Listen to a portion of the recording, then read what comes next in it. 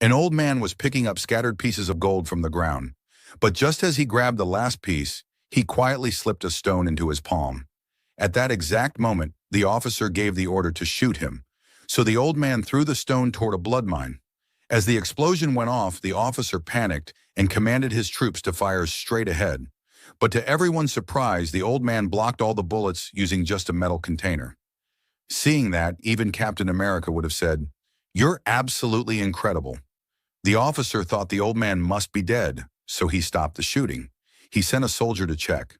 But before the soldier could get close, the floating mine exploded and took him out. The officer then sent 2 more soldiers from both sides, but it was useless. They didn't last more than 3 seconds before falling dead. Seeing his soldiers go down, the officer ordered 2 female prisoners to walk ahead and clear the path. Meanwhile, the old man had already slipped out. Exhausted, he laid under a broken-down car.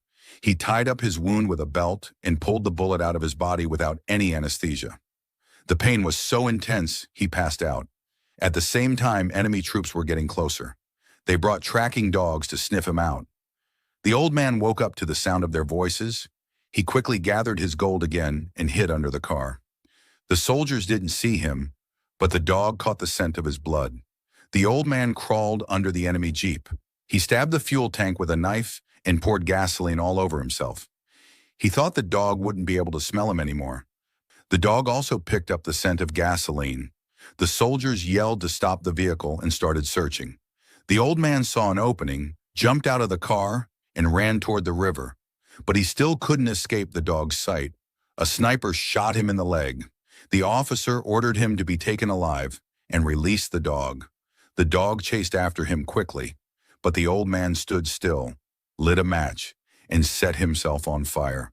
The dog stopped in its tracks, terrified. The old man, now in flames, ran toward the river.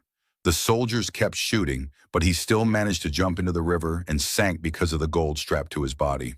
The troops assumed he'd been hit and drowned, so they didn't go after him. But half an hour later, the old man came up for air, still alive.